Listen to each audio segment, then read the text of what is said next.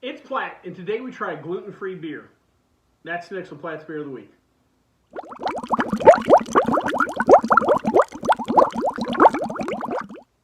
So the particular beer we have today is Redbridge. It is a sorghum beer produced by Anheuser-Busch. Of course, we reviewed some Anheuser-Busch products before, but I'll give you just a quick little recap of their background.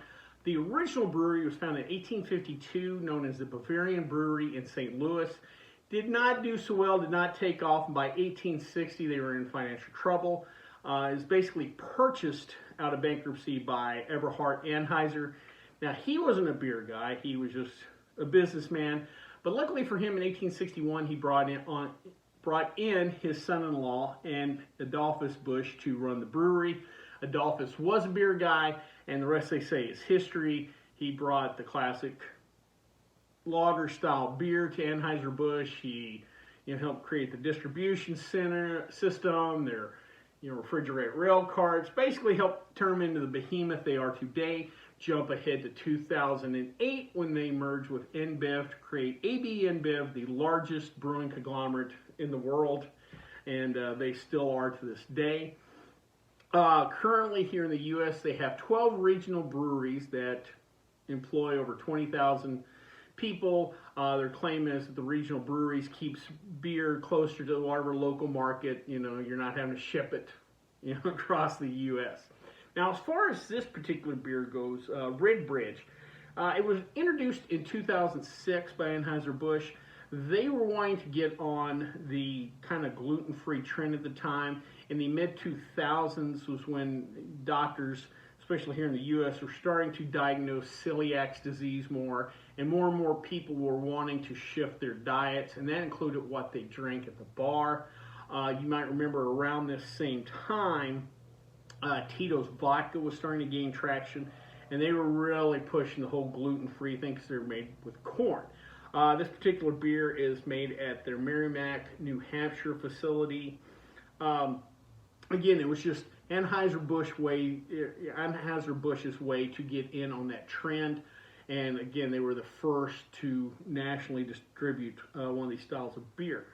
Oddly enough, sorghum beers have been around for a long time, just not here in the U.S., more in Africa and South Asia, where the sorghum grain is a bigger player in the grain market. Here in the U.S., corn is our biggest grain, but elsewhere, sorghum's a bigger grain than it is here.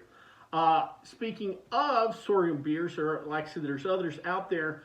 Most notably, if you drink Guinness that's produced in Nigeria, Guinness has breweries around the world like Anheuser-Busch does. If you drink your Guinness produced in Nigeria, it is sorghum based. Now, I don't think it's a gluten-free product. I think they also use some malt extract in that, so it's not 100% gluten-free, but it is a sorghum based beer.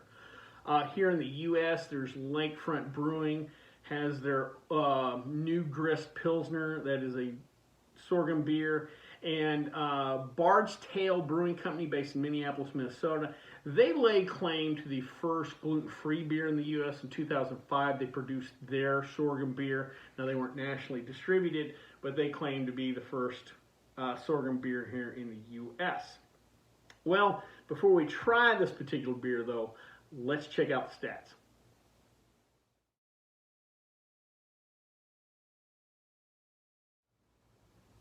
So today, before we try this beer, I thought I'd talk to you a little bit about sorghum. Sorghum is not probably well known here in the U.S., even though we do grow quite a bit of it.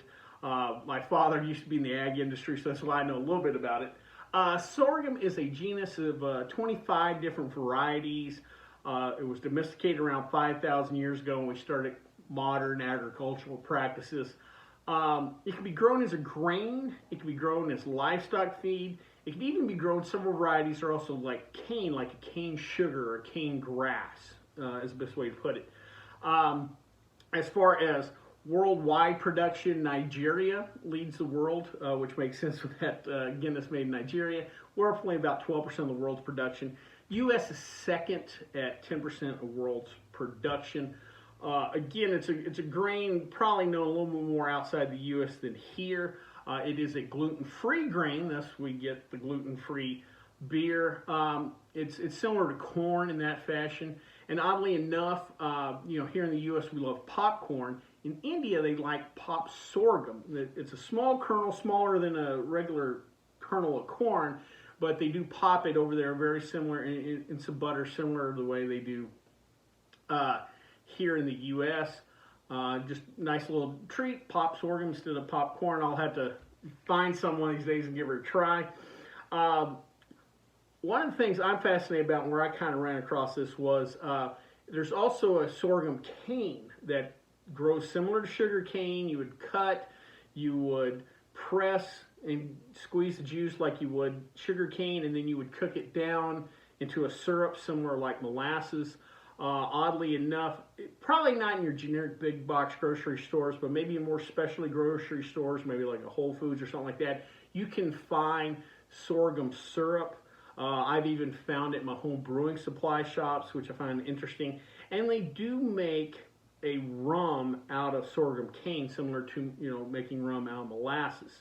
So I don't know if that's a TTB thing that you could call it rum, or you have to call it sorghum rum or not. But I do know that some rums are made out of the sorghum cane. So it's a very versatile grain, grown all over. Just again here in the U.S., just not as big, and you don't see a lot of these sorghum beers. So I'm definitely interested to taste this beer. So that being said, let's drink some sorghum beer.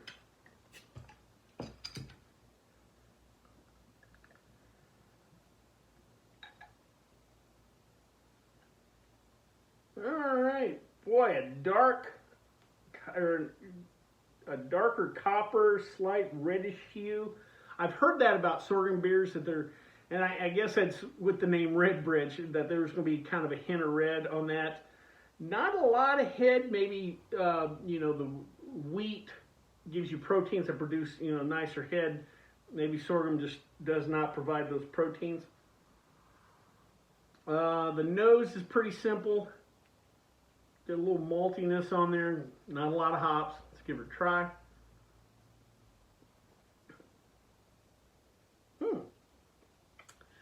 That is interesting. Darker notes. I don't know how the sorghum's processed. Do they, roast the grains like you do with, in beer you would toast or roast the grains to get different colors. You have the lava bond scale. I don't know if they do a similar preparation in sorghum. But body, I'm going to say medium minus. It's not light bodied, but it goes down pretty easy. No real appreciable hops on this.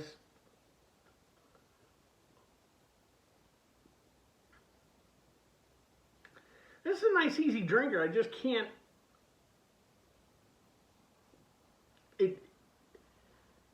It doesn't have a classic lager taste to it. I mean,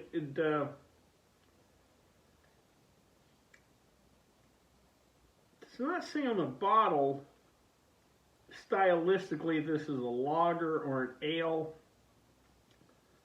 Aha, it does tell me, this does answer a little bit. It does say corn syrup on there. I knew there was something on the mouthfeel or